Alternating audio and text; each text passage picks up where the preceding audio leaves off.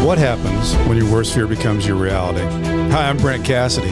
Welcome to the Nightmare Success In and Out podcast, where we explore how to overcome your fears and nightmares and set yourself free. We're going to be exploring this topic with guys I was in Leavenworth with and others who survived their own nightmare. These stories can be inspiring, sometimes sad. There's some humor, but hopefully you can come away with a nugget of something that'll help you knock down some of the prisons you built up in your own mind. Okay, Nightmare Success listeners, we are back, and man, am I excited about this guest, because, you know, sometimes you read stuff and you think, man, I wish I could interview that guy. Well, Mike Morosky, I've got to give big shout out to him. He was a guest on the show probably 3 or 4 episodes ago, and we were talking a couple Saturdays ago, and said, hey, Brent, you ought to read up on Jeff Grant, and he gave me place to go look for him, and then he gave me his contact information. And I was reading his New Yorker article, and I was like, my gosh, I've got to talk to this guy. What he's been able to do and what his story is should probably be a book and a movie, but give you a little bit of background about Jeff Grant. He was a very successful real estate attorney in New York, and he had I think it was a sport injury, and I've out of the different articles, I think it was like an Achilles tendon tear, but he got addicted to prescription opioids, and that ran him into things that he probably wouldn't have done in his life, but he kind of went on to live in the wild side there in the markets and everything else. But he ended up serving 14 months in federal prison for a white-collar crime. It was a small business loan fraud that he committed in 2001, and then just started his own reentry, earning a Master of Divinity from Union Theological Seminary in the city of New York, majoring in social ethics. After graduating from Divinity School, Jeff was called to serve as inner city church in Bridgeport, Connecticut, as an associate minister, director of prison ministries. Then he co-founded Progressive Prison Ministries, and it's the first of its kind. It's a ministry dedicated to serving people navigating the white-collar criminal justice system.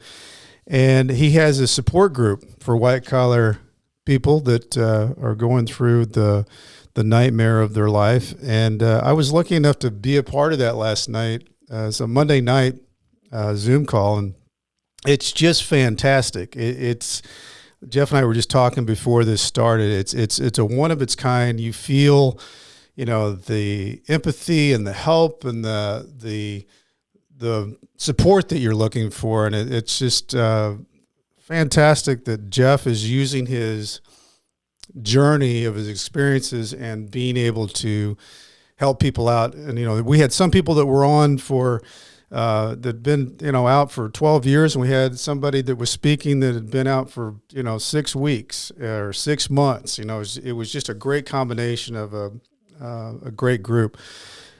So before we get into all that, I want to welcome our sponsor in, who is Auto Plaza Direct. You know, who likes spending a couple of weekends walking car lots looking for a car? Then you spend like 4 to 5 hours in the dealership to buy a car. It's kind of like going to a trip to the dentist. Well, there's a better way. Take away all that pain and hassle of getting a car. It's called Auto Plaza Direct. They are your personal car concierge. Just tell them the car you want, what you can pay, and they'll go find that car for you. They'll negotiate your best price, and they'll deliver that car to you. They also offer warranties and financing, full service. Go to autoplazadirect.com to get started with your personal car concierge.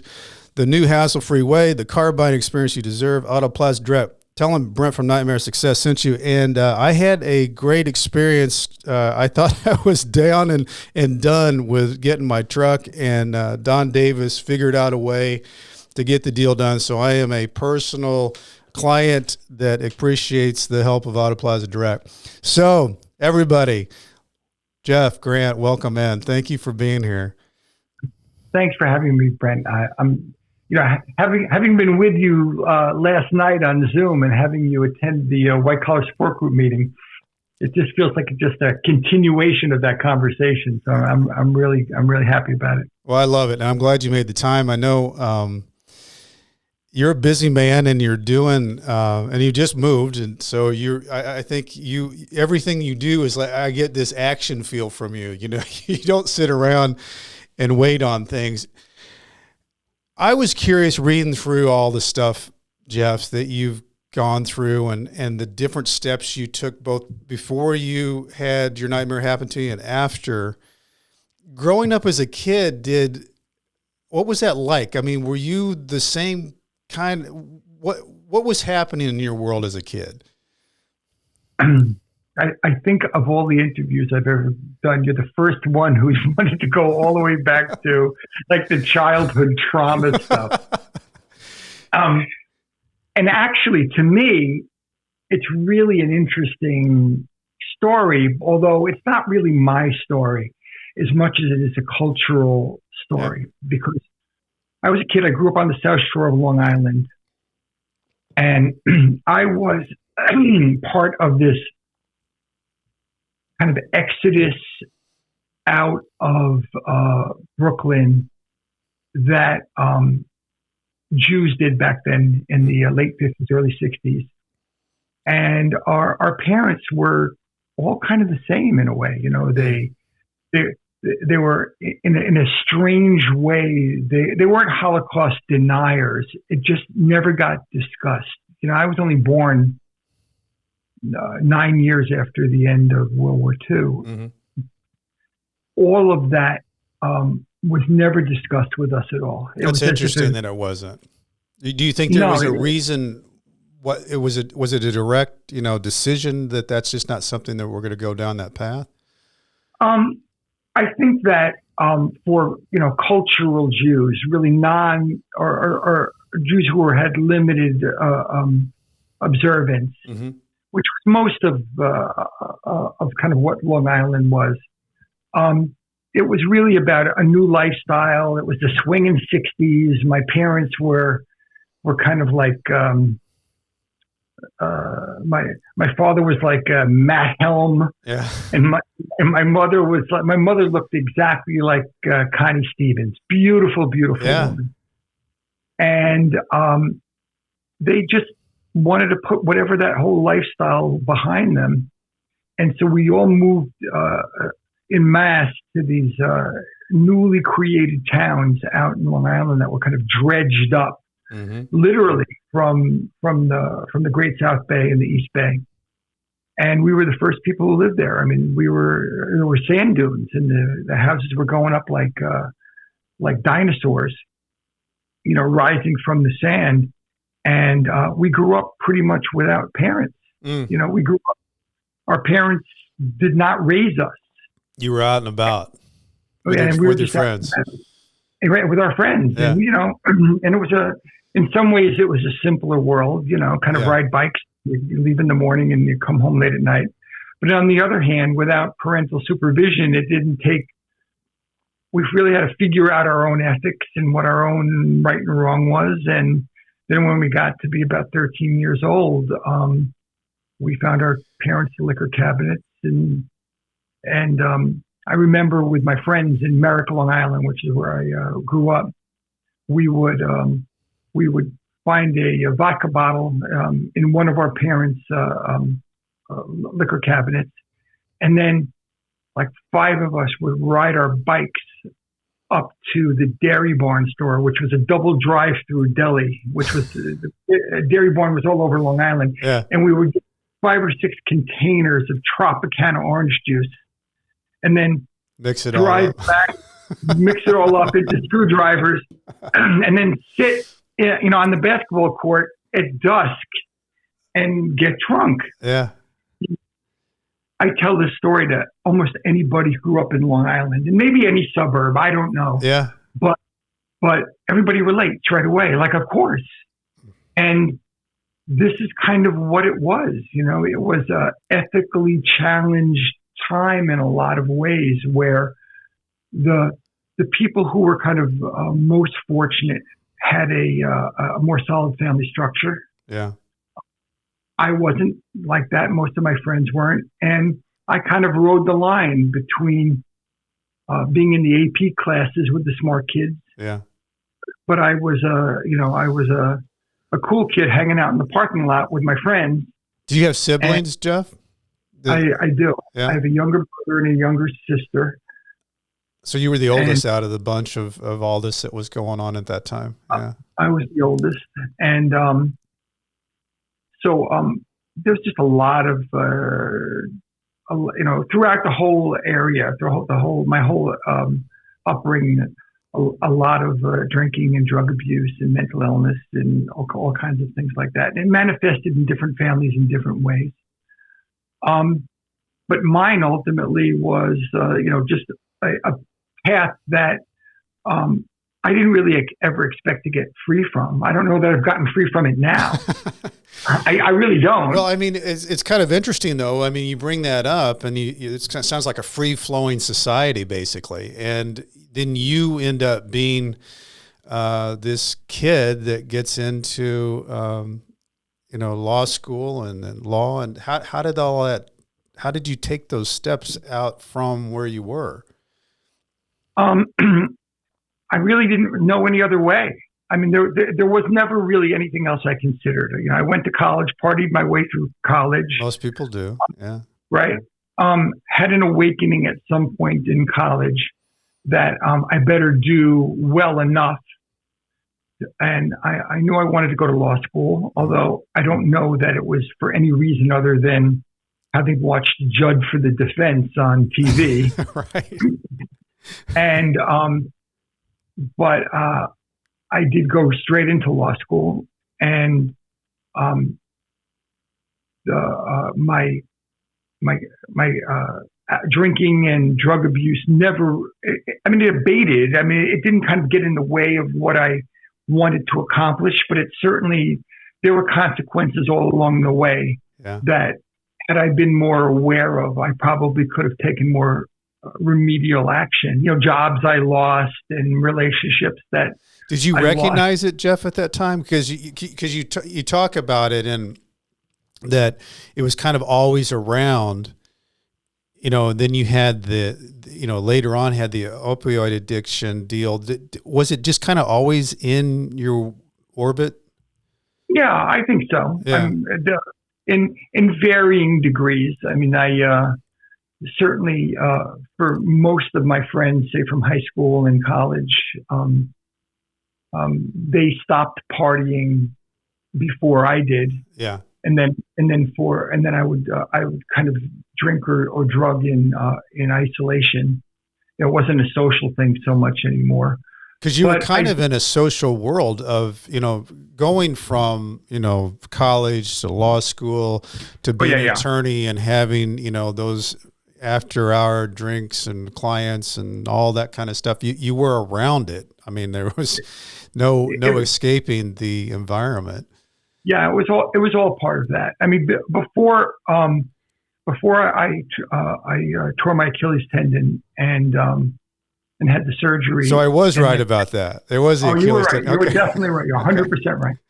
But before that happened in 1992, I had been pretty sober for a pretty extended period. I wouldn't say I was a saint. Right. But I certainly understood that I had to kind of like, I had to get my shit together, and I did, and the positive consequences was that I was able to move my law firm from New York up to Westchester, where we had moved at that point we had moved to Rye, and I was raising, we were raising our children there. And so I was a more attentive dad. I was able to go to the school plays and whatever there was. But in '92, when I had ruptured the Achilles tendon, I went down on the basketball court and called an orthopedist friend who was at the local hospital in Port Chester, I think. And I told him that he couldn't touch me unless he gave me a script of 40 Demerol. And I have no idea where that came from. That wasn't, there was no fluidity between the life I was living the few years before that and that. It was like automatic The rules are suspended. Free, yeah. Now I can do this. Green This light. is what I want. Yeah. Yep.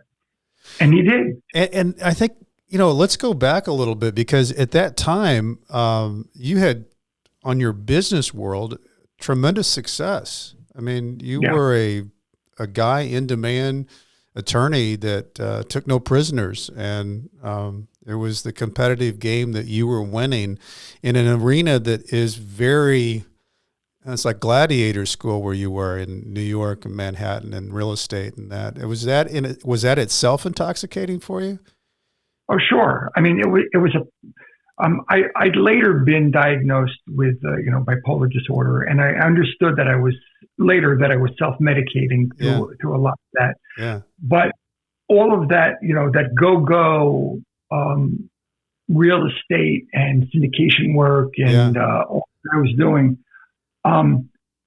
it was great for my disposition and great for my intellect. Excuse me. But probably the worst thing that I could have done for my bipolar disorder. Sure.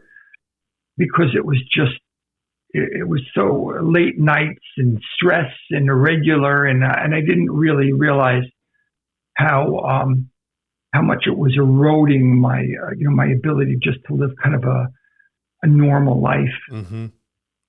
And as the firm grew, and because you had like 20 plus people as attorneys in there, right? There was a pretty good size law firm. I had 20 employees of my own, but I was also general counsel to a couple of large real estate companies, outside general counsel. Yeah. So I was managing their lawyering, and they had lawyers for everything. They had tax lawyers and or tenant lawyers, and so I was the paymaster. All the bills came to me, and I was a real dyed-in-the-wool general counsel, which amazingly I am again. Yeah. But I loved it. I loved being right at the center and kind of being the consigliere to really wealthy people and their families. Wealthy real estate families who they were living on the edge too. I mean, I think that's what's fascinating, though. You were in that world with people who were making things happen. You were making things happen. I guess that's also when the fall is so much more dramatic. I think a lot of times for people who had all that going on in their world, and then all of a sudden you are in this spiral of. I always say that my experience is when I started going through it, it felt like I was falling into a deep hole, and I thought I could grab the edges, and the edges just kept moving out further and further. And I just kept falling further down. And when this happened for you with the injury, and you had all this other stuff going on in your world, kids, wife, business, being in the world of the arena you wanted to be in. When you started sliding down that Demerol path, did it feel like you were on a slide, or did you just think I'm coping? I definitely knew that this was maladaptive behavior. There's no doubt about it. But I didn't care. Yeah. The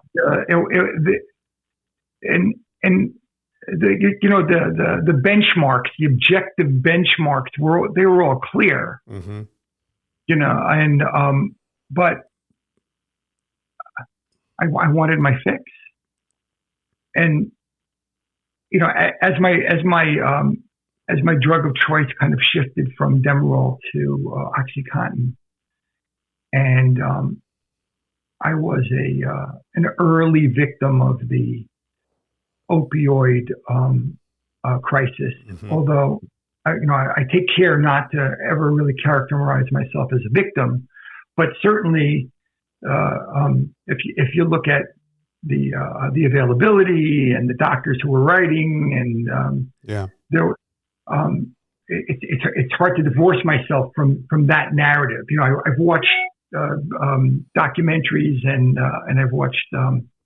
It's been a lot on it. That's for sure. A lot on it, and it's clear that I was caught up in the midst of it. and there was no way out. I mean, because even back then there was no, there were very few resources for people who were going through that. Yeah. They didn't recognize it, at the scale that we've come to recognize it since. But there was a tipping point at some point where things were not getting better; they were getting worse, and I didn't. And the physical manifestations were huge. I mean, I'd blown up to 285 pounds. Mm. I looked like a guy who had a drug addiction. My pallor, I was erratic. Did your kids or wife think that anything, or they sit you down and say, "Hey, Dad or husband, what's going on?" No. And I don't blame them for that. No, I'm not saying that it was any blame. I'm just walking around in that world. You might not even notice it as much because you're around it all the time. Yeah, it's kind of shocking now, that nobody. Well, actually, here's what happened. So, just to jump ahead, and then we can kind of get back. When I finally went to rehab, and I was sitting in, I was in, I think still on 15 or 30-minute checks. So you're in checks in these places so that you don't kill yourself, mm-hmm. and or at least so they're not liable if you kill yourself. Yeah. Our best friends came to visit from New Jersey, and I was in New Canaan, Connecticut at Silver Hill at the time. And I was crying, my whole life had just come tumbling down. And I said to them, I don't understand, we've been best friends for 20 years. Why didn't you ever tell me that you saw me, doing all this? You saw me sliding down. Mm-hmm. And they looked at me and they said, Jeffrey, we must have told you 100 times. Mm. And I never heard one of them. Probably didn't want to hear it. I did not want to hear it. And I don't recall, to this day, I don't recall once. But they were adamant. It's hard to know what's real or what's revisionist. Sure. I'm sure some of it's very blurry. But I'm curious, though, Jeff, how did you arrive there? Because, rehab has so many different paths. And I think the interesting part of your story is you end up there and get sober, and then all the bricks fall on you on the criminal side. It had to be, it was like a 1-2 step punch almost. Well, what had happened was that the day came that I couldn't make my payroll anymore, and which should not have come as a surprise, but of course I was not paying attention at all. And I instructed my office manager to borrow money from the client escrow fund, mm-hmm. and which was insane because that's the end of the ride. That's a nuclear button push, right? Right. But I wasn't. I just wasn't sober enough to realize that, and I did it a few other times, and the investigation started not long thereafter. And I defended myself, hired an ethics lawyer, and that kind of was sliding downward, even as my use of OxyContin was increasing. Mm. And then 9/11 came, and that rocked me, probably because I knew that I was already bottoming out. Yeah. And it felt like the end of the world. It felt like the end of the world for a lot of people. Yeah. But all in one fell swoop of one day. Yeah. So about 2 months later, the SBA was advertising disaster loans for businesses that had been directly affected by 9/11. And my business in Westchester County was in one of the counties that was directly abutting New York City. So my business was in the zone where I could have been approved. I called them up. In fact, they told me that they would approve me. It was pretty easy to get the money. Despite the fact that they told me that they would approve me, in filling out the actual application, I lied and said I had an office that was about a block from Ground Zero. But I did read that you were borrowing a conference room there, so there was some kind of maybe way that you played that in your mind. I think the real point there was that, one, yes, I had conference facilities at that location, and it was on my letterhead as my Manhattan office. Yeah. But it was relatively new that in that location, and I had never used it. So there was no economic impact whatsoever on me or my firm, the fact that we were unable to use that location. Right. But you can just see that the rationale was at that time period. Yeah. And I really did think it was the end of the world. Mm-hmm. And so they did fund me $247,000. So the wire fraud portion of it was the lie. The money laundering portion of it was that I had put a lot of the expenses for the firm on my personal credit cards at that point. And when the money came in, when I tell you in a fit of mania, I went literally to each bank and paid off those credit cards the day the money cleared. It was as if I couldn't stop myself. Mm-hmm. And I knew better. I understood what that money was for operating and not for payment of antecedent debt. But I did things I never would have let a client do. Yeah. And I was crazy. So I did it. And so taking the money from operating and transferring it to myself and paying my personal credit cards, that was fundamentally the money laundering. So not long thereafter, the ethics case, the grievance case, had progressed to the point where it was clear I was going to lose my law license. And I called my ethics lawyer, and he told me the jig was up. That was it. And I told him, please call them up, tell them I'm resigning my law license today. And then I went to one of my doctors. I got one last prescription, filled it. And after my family went to sleep that night, I took the entire bottle of pills. And intending to kill yourself. I tried. Yeah. I tried. You know, that kind of stuff brings hair up on my arms because, hitting rock bottom like that is a moment where people either stay and get worse, or it's a new beginning of how do I climb out. And from your story, I mean, it's obvious that what happens after that, but it's because I had that too. I had a rock bottom moment where, and my thought too was I had where it really, it was the night before I was going down to do the plea. And my problem was, Jeff, is I had never thought about because we'd been fighting the whole fight. You go to bed with it, wake up with it. I never thought, wait a minute, I'm going to go to prison. How do I do that? And how do I live the rest of my life as an ex-felon? And then I started feeling bad for myself. But I caught myself, in the fact that, wow, this would be the worst way that I could ever be seen by my kids and my wife. And, I'm a glass half full guy. And it was, I remember the moment so vividly. And I know by kind of reading through your story, that had to have been a moment for you of what happened. Well, I think at that point I was way more of a coward than you were. But it didn't even really feel that rational, because I was stoned. Yeah. I wanted to be stoned, and I mean the concept of killing myself at that point. I probably, my guess is over the course of my life at that point, I think I was 45 years old. Mm-hmm. I probably subconsciously tried to kill myself 100 times. Sure.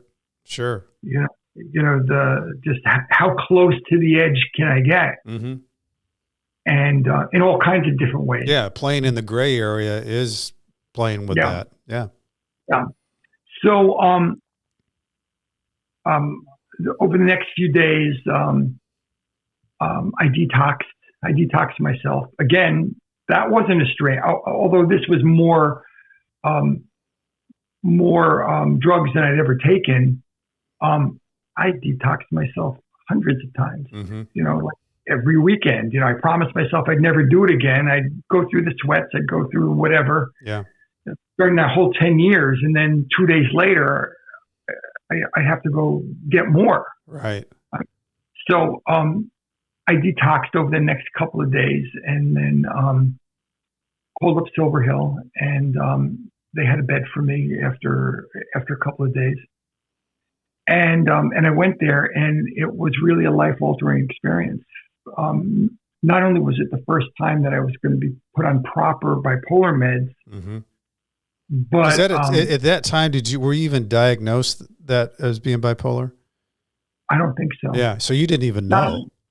No, not formally. Right. I may have suspected it on some level, sure. and certainly the people who worked for me suspected it because they knew I was on a roller coaster every day. Yeah. But it was kind of the shift from a transactional way of life to a transformative way of life. I didn't have a career. Yeah, I didn't have a career anymore. Mm-hmm. We were going to have to sell our home. Mm-hmm. I didn't know what kind of assets I would have. I didn't know anything. But I threw myself into recovery heavily. Mm-hmm. After 7 weeks at Silver Hill, I attended my first AA meeting. And I started going to like 3 AA meetings a day. Pretty soon thereafter, we had to move. We had to sell the house. And I moved, our family moved from Rye, which is a beautiful community. But we moved 6 miles away to Greenwich, Connecticut, mm-hmm. which is, of course, where everybody who loses their job and has no money moves to, is Greenwich, Connecticut. But that's where my AA meetings were. What did that feel like for you, the family, making that move?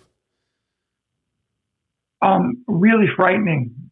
I didn't know if I could pay the rent. Mm-hmm. I didn't know anything. We drove around, and it was kind of a worst case scenario, best case scenario. Mm-hmm. And we wound up somewhere in the middle.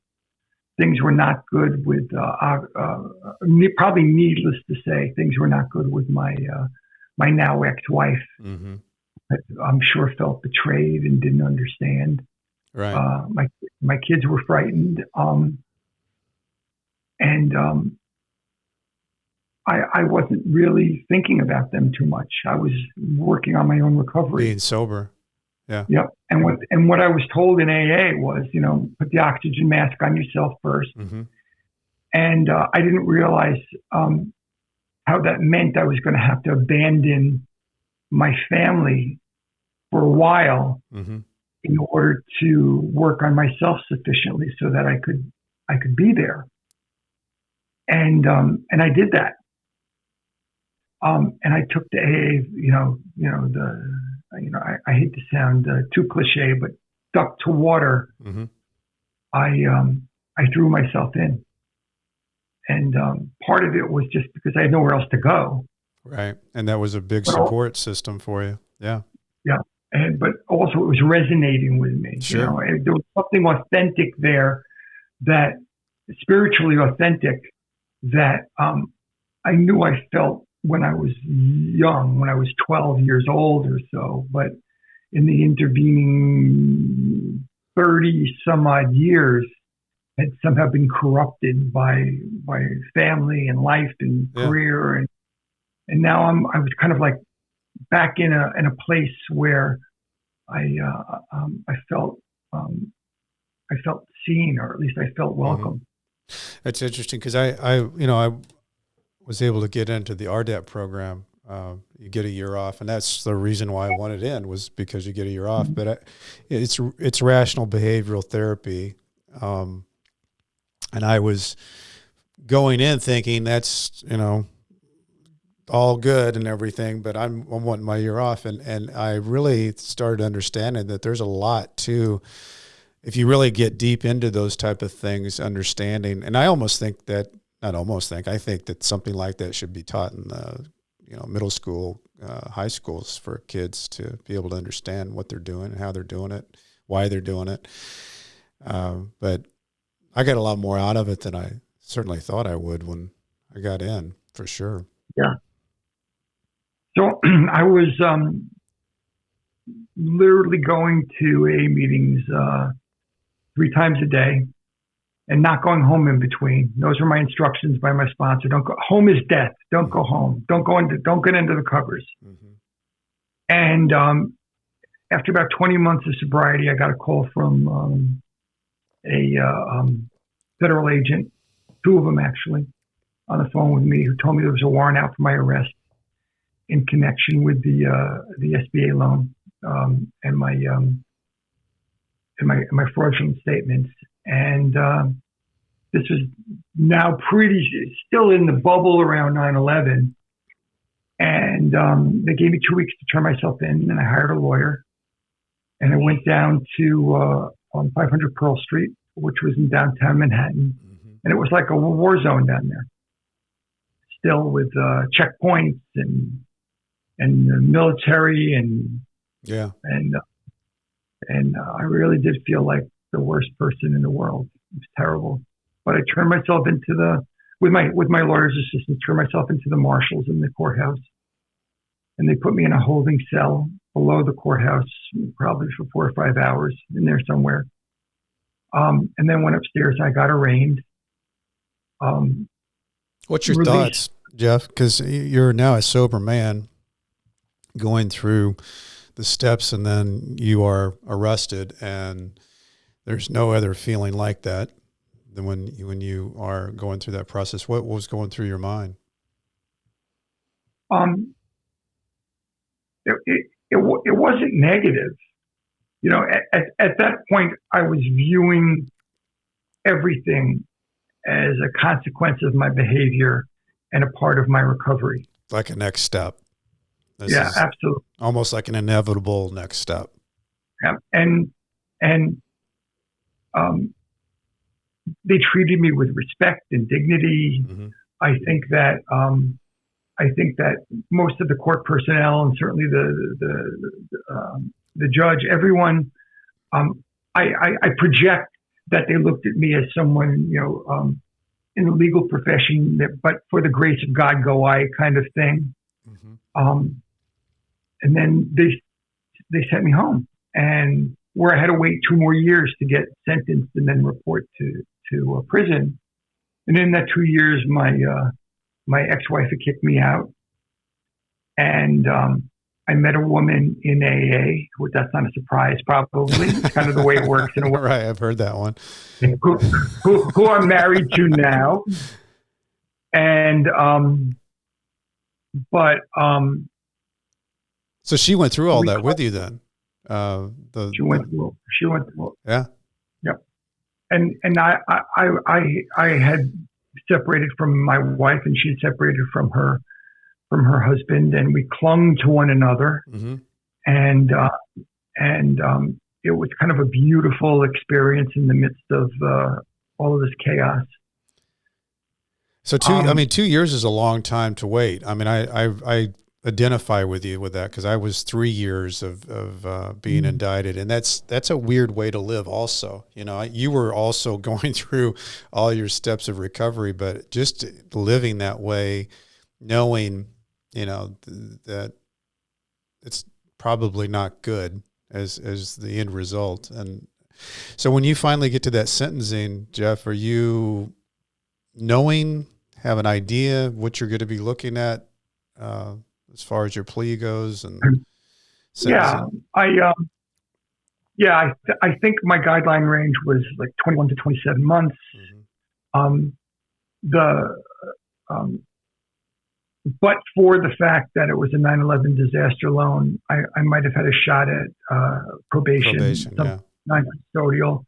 but there was no way in that climate that they were going to do make that. An example out of that. Yeah. Yeah, for sure. And I was the third person sentenced in the Southern District for a disaster loan fraud. And, it's really remarkable because it's been, it's been 17 or 18 years. A while. Yeah. Most of the time I told the story, nobody was interested in the SBA disaster loan aspect of it. It just wasn't sexy. Nobody could relate. Yeah. Now the pandemic's come along, and of course it's like everybody relates. Yeah, the PPP and all everybody. That stuff. Exactly. In fact, I wrote an article for Entrepreneur at the very beginning of the pandemic, and it was called "I Went to Prison for SBA Loan Fraud: 7 Things to Know When You're Taking Disaster Loan Money." And it was the 4th most viewed article in Entrepreneur for the year. Wow. Because it was so current, right on top of current. Yeah. Yeah. It was so relevant. And it's crazy for all of those years. Yeah. Nobody knew what I was talking about. Yeah. It was over 10 plus years. Yeah. Yeah. It was an asterisk. Nobody knew. No footnote. Isn't that something? And so I did get a downward variance, mostly because of the work that I did in AA and recovery and having been almost 4 years sober at that time. Yeah. And I felt that the sentence was warranted.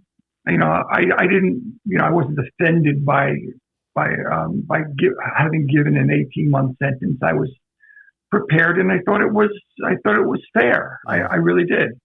So what I didn't know was that I would get designated to a low instead of a camp.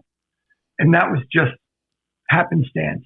That was just no beds available in the camp on the day I was designated. Yeah, no, I've heard that before. And that's because you don't think that that's the way it is. And I know one of the things that you do now is really help walk people through those type things, because attorneys don't really know once that person pleads guilty, they have no idea what happens after that and how you survive that. But, I was at Leavenworth, and I think it was like in 85 or 90, they were trying to get designated as a low.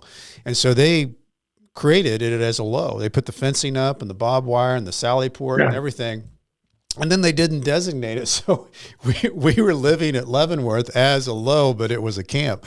Now you could go in and out because it was a camp to your work assignments or whatever beyond the fence, but it had, I think there's only like 3 camps that have fences and the rest of them don't. But I had actually forgotten, Jeff, that you were at a low. Until you said that, I did read that, but I'd forgotten that. Of course it was frightening going in because I had to do a lot of reading quickly on what a low was. Yeah, it's a lot different.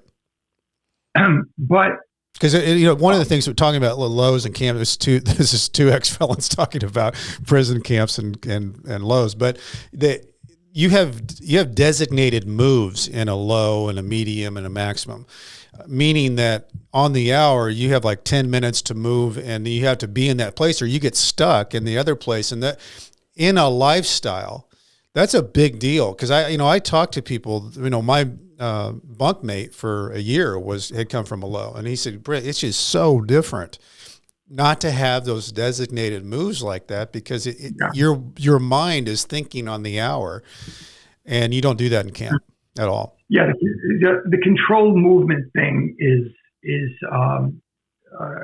definitely freaked me out for a while. There were other aspects that were not I really didn't expect that I had to learn a lot about that would have been different in the camp and so as you said, in the control movement, they open the compound and then you have 10 minutes to move across from one place to another. But if you get caught in the compound while when they lock it up, they'll send you to the SHU. Right. Or they'll send you to the head lieutenant's office, and then it's his choice whether or not he'll send you to the SHU. Right. Yeah. It kind of depends upon the circumstances. Yeah. Not everybody who's caught in the compound goes to the SHU. Yeah. but it's a nuance I really didn't want to know anything about. Right. And because your sentence definitely applied you to camp. I mean, really, it's people that are doing 10 plus or 10 less years are camp eligible, but as points. You know, on the white collar support group last night, the one that you joined in, Mm-hmm. One of the we had three new people come on last night, and we've had 700 participants, and typically there's anywhere from 1 to 3 new people every week. Mm-hmm. Maybe somewhere between 25 and 40 people on the Zoom call every right. week. But so often you'll hear someone say, as someone did say last night, they'll say, going to prison was the best thing that could have happened to me. It was the greatest thing that ever happened to me. Mm-hmm. And I think that that's probably revisionist thinking. Mm-hmm. That it might be something that I needed. Right. And within the theme of this show, you know, the thing that I was most afraid of turned out to be the best thing for me. Yeah. But I think that if anybody thinks about it hard enough to think that going to prison is the best thing that ever happened to you, they're in some way what they're deceiving themselves. Right. You know, needed a correction for sure. Right. You won't ever hear me say that come out of my mouth, Jeff. and I understand some people that their life changes and they gather, you know, I've had, you know, so many different people on, you know, while they're in the hole and they're, you know, they become somebody and take a different path. But, man, it's a big statement. Yeah. But I get it because in a way, people want to reduce these things down. It's hard to do. It's hard to make it black and white. Well, it's hard to do the amount of work it really takes to go through this kind of a transformative experience. And in my case, as you know, I'll just kind of like leave the prison story behind because my inside prison story wasn't that unique other than. Well, I do want to say that how did you, because you have to have strategies when you go into prison. How did you tackle prison? Like how I know you walked a lot. You walked 3,500 miles, and I totally identify with that. I probably did 6 to 8 miles a day. How did you live your life in prison? I had a very simple philosophy or game plan going in, and that was that I knew I would be there for about a year, roughly, and I wanted to accomplish one great thing for each of for mind, body, and spirit during that year. Yeah, and I wasn't quite sure exactly what that was, but once I had the goal set that I knew I had to divide it up into little pieces. And so every day I would have to focus on something for my mind, something for my body, and something for my spirit. And so for great strategy, by the way. I mean, I think you just gave a big tip there for not just people in prison, but trying to live your life. Yeah. Yeah, or baking a cake. It's pretty much the same no matter what. You gotta organize yourself. Yeah. Yeah. So for my mind, I took guitar lessons, and I took theory. I took guitar. Yeah, I played a little bit of guitar when I was a kid, and I've been playing continuously a little bit. But I took 200 guitar lessons, and I became a pretty good guitarist. So enough so that I was able to play in the church band when I got out, and all of that kind of stuff. Yeah, and that made the time go fast. I'm sure it did. And then for my spirit, I got, kind of thrown into religion, into God. And I kind of really started to explore that. Certainly it was the seeds of what my decisions were a little bit later. And for my body, mostly I decided what I was going to do is I was going to walk the track. And I had made a decision I wasn't going to get into anything that where I could get hurt. You don't want to get hurt in prison. There's a lot of guys, playing softball and that, and they break ankles and wrist and no. But but walking seemed right. And I just kind of did the math, and I thought if I walked 10 miles a day times for a year, that's roughly the same distance as walking from New York to Los Angeles. Yeah. And so what I did was I went into the library, the prison library, and I got a road atlas, and I actually charted I like that. As you were walking. I love that. And then every day where I would see is where 10 miles would take me, or as close to it. Yeah. Because, you had to flip the pages to get to each state and everything. And I would learn about as much as I could from that location about where I was vicariously. And it was fascinating. No, it's a great escape for the mind. I love that. Oh, I walked Akron, Ohio, and then down to Nashville, Tennessee, and then across to Memphis, and then Little Rock. And I mean, I had a path. And while I was walking on the track, people would join me, and they would say, like, "What are you doing today?" I said, "Well, I'm in the middle of my walk from Nashville to Memphis," and it was just something, it was just something that, and I think, it's interesting for so many different reasons, Jeff, because you have to trick your mind when you're in prison. You have to have your own escape when you're in prison, because where you are is very dull. There's no colors. You have to create a world around you that hopefully makes you feel more real of who you are, so you don't lose yourself in that environment. Yeah. And it just became something, all these things I did every single day. And in prison that the days just fly by. And this is how they flew by for me. When I lost 65 pounds because I had bulked up before I went to prison. Yeah. I was in the best shape I'd been in a long time. I could actually run 5K. Yeah. That lasted for about a week after I got out of prison. Yeah, everybody's in the best shape they've ever been. Well, not everybody. A lot of people are, and then they look different a little afterwards. But as you get close to the door and your freedom's on the other side, what are you thinking? Well, like, I'm heading out. What am I doing?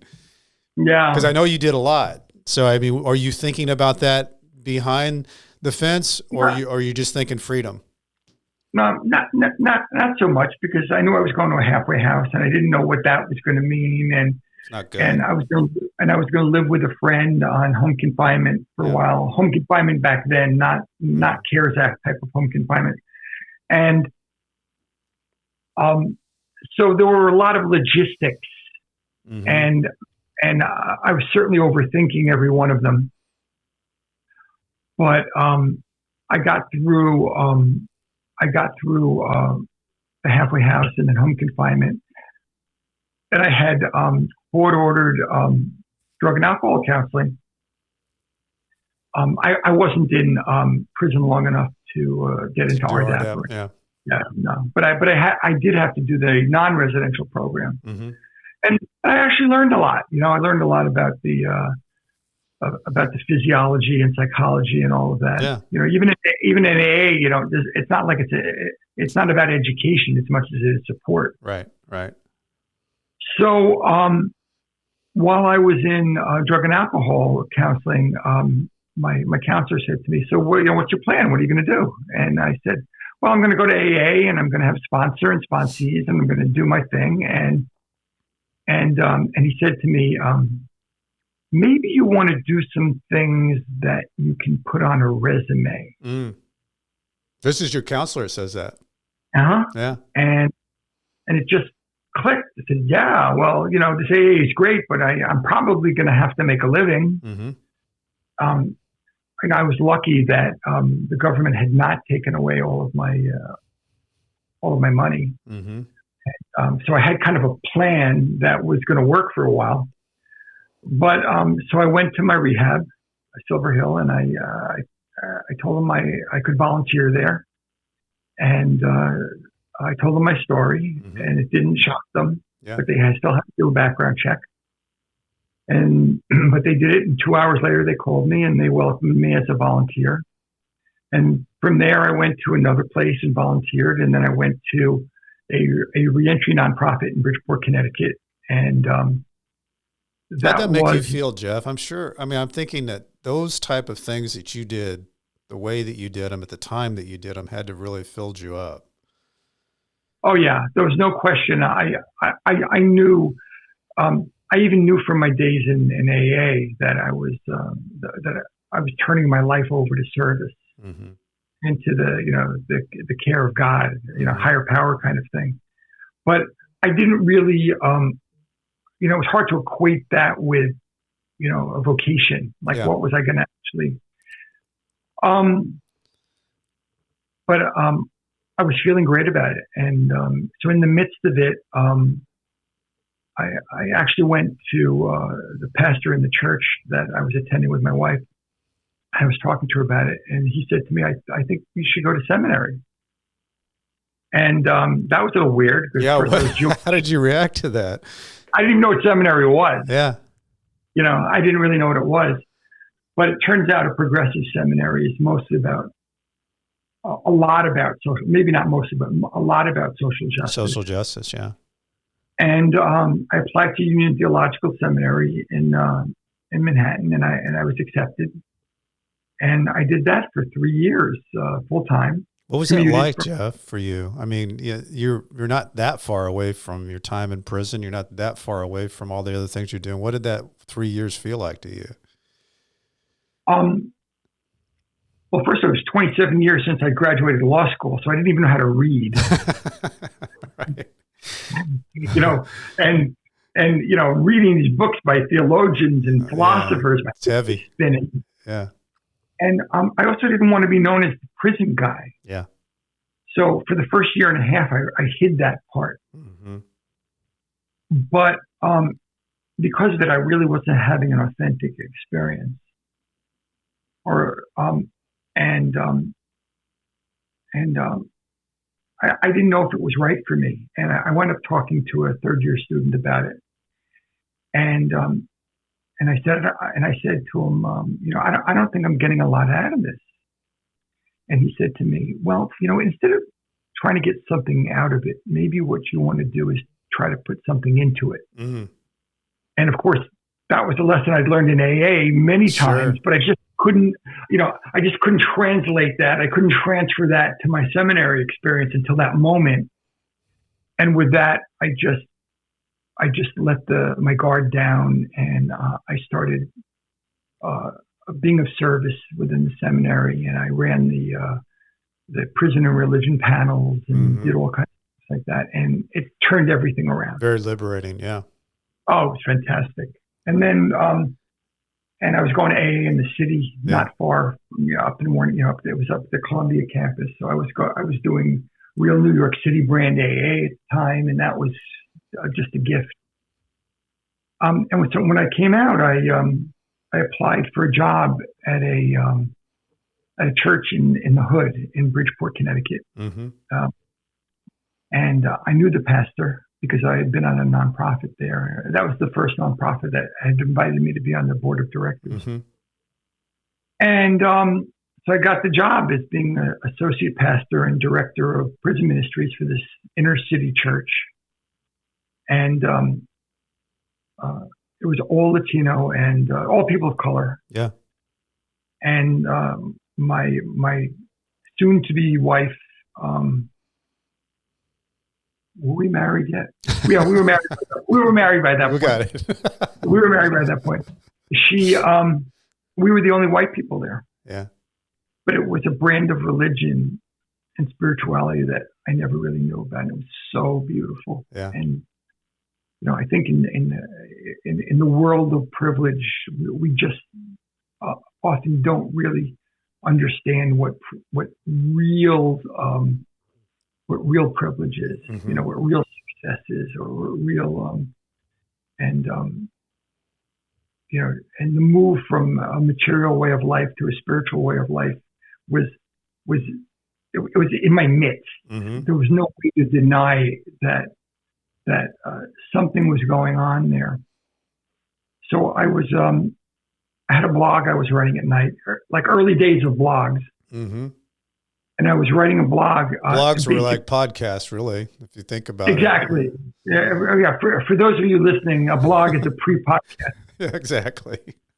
And but I was blogging at night about the differences about living in Greenwich but working in Bridgeport, mm-hmm. because the in the whole worlds. country, yeah, those are the two most socioeconomically disparate communities, same county communities in the country. Mm-hmm. You know, they're only a few miles from each other. And I was writing about it, and I got a phone call from a reporter at a hedge fund magazine, and he said to me, he asked me, "Are you the minister to hedge funders?" Because I've been working with all these hedge funders in AA in Greenwich, and I said no, but as soon as it came out of his mouth, I knew that was my calling. That was my call. Yeah. That was my calling. It was right there. And so soon after, my wife and I started, literally the first ministry in the world devoted to people navigating the white collar justice system. I just think it's, so many different things happen in people's lives, and then some people take that and create something that can mean so much. And the fact that you were able to find this path, Jeff, after everything that you'd been through, mm-hmm. And you're totally, absolutely 100% qualified for every single thing that someone would come to you for. And that's such a big deal, because you could tell on the call last night that there are people who desperately are just looking for information. They're getting ready to go in. It's the most fearful thing in their life that they know. And I do always tell people that nothing is as bad as your mind makes it out to be, not even prison, because what you build up in your mind but having someone like you with your background and your intellect and your ability to tell them and help them, man, it's a really big deal. And, I think, your ability to create that world, and then you were able to get your law license back, what did that feel like for you? Because that had to have been like a full cycle, and now you're kind of a different type of person doing different types of things, and then here's this law license that I used to have. You'd think. Yeah. The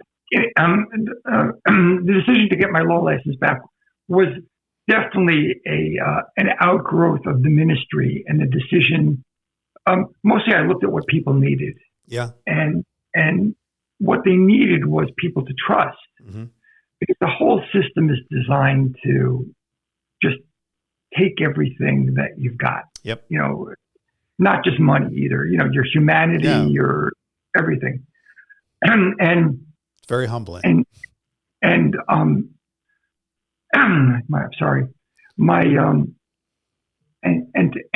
just to take people who've been treated like roadkill, mm-hmm. and try to bring the humanity in and give them someone to trust. And I knew that there was a hole in the market. There's just a lot of good criminal lawyers out there, mm-hmm. a lot. But their job is to get people the shortest sentence they can. I mean, Basically, that's their job. But there's so many other things that are going on when people are prosecuted. There's civil things and family things and emotional things. And I've been able to deal with a lot of the family and emotional ones, but people's legal issues that they're very concerned about, maybe as much as their criminal case. Sure. Bankruptcies and partnership dissolutions and winding down and divorces and maybe there are so many complicated things. And that's kind of what I had been an expert in my whole life, is just all of those, seeing the big picture and helping sophisticated people put that all together. And I'm thinking, wait a second, there's nobody who does this. That's what's so great about it, Jeff, is that you were able to recognize that nobody's doing that. Why don't I fill this role? And so it wasn't as if I did no market research at all, because I did. And I went to some criminal lawyers who I trusted and I respected. And I said to them, you're in big firms, you're in big law firms. Why aren't you providing these resources? Now they do for their corporate clients, obviously, but for the individuals and small companies, and they didn't quite say this, but what I gleaned was that once the criminal process, once it takes all of the resources from somebody who's going to go to prison, basically it takes all their money. Right. There's nothing left to take care of all of the other stuff. And so none of the firms want to get involved in that. Right. Well, So, and Jeff, you've got some unfamiliarity too that goes along with it. Some of the things you're talking about with civil and bankruptcy, those things, there's a legal aspect to that. But once that attorney walks you in and you're sentenced, you are taking two different paths now. You are on a path that no real attorney that does criminal defense work really, and he's heard about it, but never experienced it. And there's a big difference of dealing with somebody who's walked actually through that gate in that world, lived those steps, that can really give somebody a different feeling about how they're going to approach that life and how they're going to survive. That's a real big difference. No, that's right. But and even in the legal context, even within the legal arena, the context of understanding how all of these decisions affects everything else. Smooths all that out. Yes. Because you know as well as any of us know that from the day that you are arrested, life becomes a workaround. Yeah. There's no way to accomplish what you might want to accomplish without the specter of that problem being right in front of you. Right there with you the whole time. All the time. Yeah. But now I've spent 15 or 16 years helping people work their way around those problems. Yeah. And the problems are not necessarily what they think they are or what they fear they are. Again, within the context of your show. But for most people, the biggest barriers are themselves. Sure.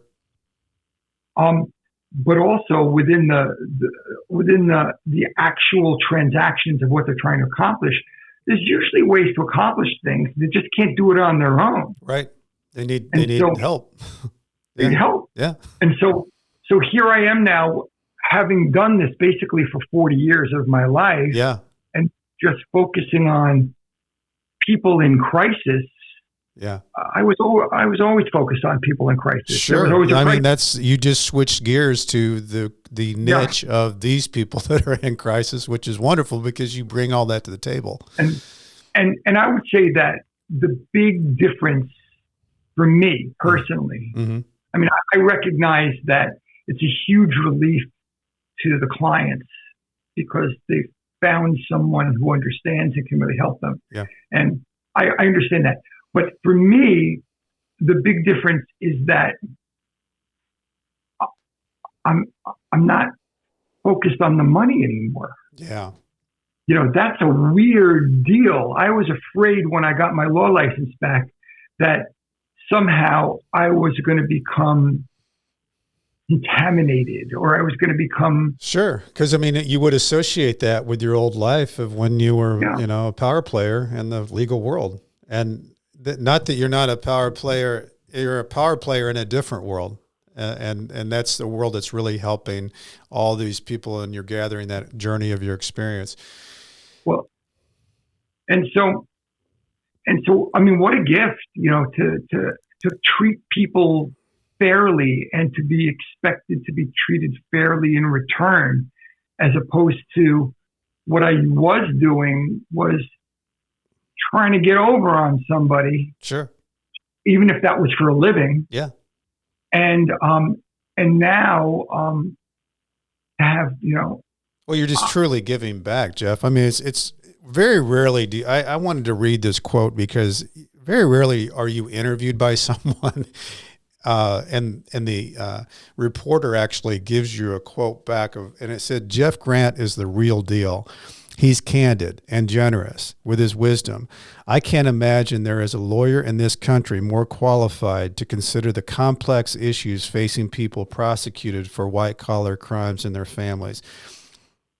Evan is the reporter from the New Yorker, which, by the way, if you've got a time to go to Jeff's website, you can pull the New Yorker article, which is just a fascinating article about Jeff's journey and what he's doing now. But speaking of journeys, Jeff, I find you such a fascinating individual just because you have done so many different things and it hasn't been easy. The road has not been a straight line, but of your journey, what do you think's your biggest takeaway from everything that you've experienced? I think there's probably three things. Okay, that other than mission statement of your program, which is like spot on, by the way, that because the thing I feared the most did turn out to be the best for me. But I would say that one, by far the greatest accomplishment in my life was becoming sober. Yeah. And without that, nothing good could have happened. So true. So took a lot of willpower. So if there's anyone listening to my three things, I'm going to tell you, one, sobriety rocks. Okay, that's a good one. and I know it's hard. It's the hardest thing in the world. Yeah. But if you can do whatever you can do to get into acceptance, and there's a whole new world and a whole new life out there. So that's one. Two is the person you marry is the most important decision of your life. I didn't do this alone. I could not have done it without my wife and partner, Lynn. Mm-hmm. We are a team, and more than anything, she calls me on my shit. Which is great. And and I'm no longer ignoring what's in our best interests in order to people please, mm-hmm. or at least not much. Right. That's liberating in itself. Yeah, absolutely. Yeah. The codependence thing. We worked our way through it mostly, mm-hmm. but we we're so I would say number two is who you marry is critical, and the third thing is, and this is the thing that I can't believe in kindergarten that you don't learn this: live within your means. Yeah. The fact that I now live within my means that I can make any decision I want. I don't have to do anything. And as I was keeping up with the Joneses and climbing that ladder and lots of obligations. I had this psychotic thinking that somehow if I got bigger, it would solve my problems, as opposed to if I got simpler, it would solve my problems. So true. I don't know where that came from. But that's a speech all in itself. Well, maybe it's because I'm in my 60s now and just life changes. Yeah. But good advice.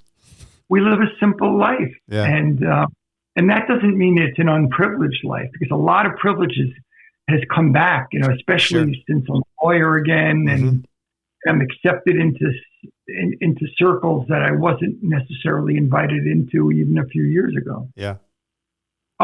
So they're earned. They're earned, though. Yeah, Joe. I'll tell you a quick story, because I can really divide my professional life and the ministry life, by the way, into two things. before the New Yorker article and after the New Yorker Okay. article. And I think the New Yorker article was out in 2021, maybe? August 30th of 21. Yep. So a little less than 2 years ago. Yeah. So I got my law license back, and very soon thereafter, Evan Osnos called about the article, and we did the article fast track that summer. And that fall, we were coming out of the pandemic, and I had joined the American Bar Association again, and they had their white collar conference in Miami, and I decided I'm gonna go to this conference as a lawyer. Yes.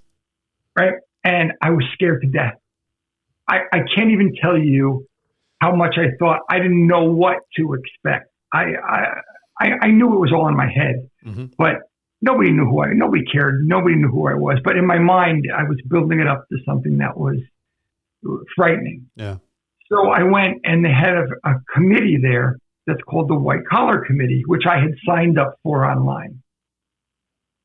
And again, I knew nothing about any of this. So the committee is meeting, and there's probably 30 people sitting in a room, and we're all sitting like in a circle. And the chairperson of the committee, who's a very well-known white collar lawyer, says, "Well, why don't we each go around the room and we'll state our names and where we're from." So one by one, people are going around and they're saying, "My name is so-and-so, I'm from Skadden Arps, I'm from so-and-so, I'm from Sherman and Sterling." And they're talking about, they're from all these big law firms. and it finally gets to me, and I say, "I'm Jeff Grant, and I spent 14 months in prison for a white-collar crime." I love it. Right? Because I thought that was the thing. I didn't know what to say. I thought that. And with that, the chairman of the meeting stood up, pointed right at me, and said, "You're the guy from the New Yorker." And that was it. Yeah. It was like, now I'm the guy from the New Yorker. Yeah. And I've been to many white collar conferences and things, and it's amazing that there hasn't been one person I've met who has been dismissive. Not one person who hasn't been accepting, hasn't treated me like a peer. You know, it was I got to tell you, Jeff, I think there's something to that. You're very vulnerable. You don't cut any corners about your story and how you got through things. And I think people really identify with those type of things. You're not defensive. You're just real. And whether you would have gotten in the New Yorker or not, you earned your way into people believing in you and trusting you to help them. And so there's a story there all in itself of how you handle a crisis and who you are through the crisis and how people react to you, for sure. Well, that's beautiful. Thank you for saying that, Brent. I know that you were able to see a little bit of that last night. And, yes. That was a gift having you there. So thank you. I love the fact that I was able to do that before we interviewed today, because it gave me a real insight to what's going on and the power of it. But Jeff, man, thanks so much for being here and a guest. And I think the listeners are going to get so much out of this. And by the way, if you get something out of this, if just one person gets something out, share it. It's a big deal. And if you guys have time, I know it's kind of a hassle, but leave a review on Apple or on Spotify. It's real easy to do. All you got to do is just scroll down the page. It says write a review, click on it. It somehow puts the show on steroids every time we get the reviews and helps promote the show. Anybody wants to get a hold of me, BrentCassidy.com. Remember, I spell Cassidy wrong. It's not like Sean and David. It's with an ITY. But yes, follow the show. It'll give you the notifications when we get going. As I used to say to my people when I was typing back and forth from Leavenworth, stay strong, and I'll do the same. Nightmare Success in and out. Jeff, Grant, thanks so much for being and sharing your story. Brent, thank you for having a really beautiful experience. Thank you. Nightmare success in and out. See y'all.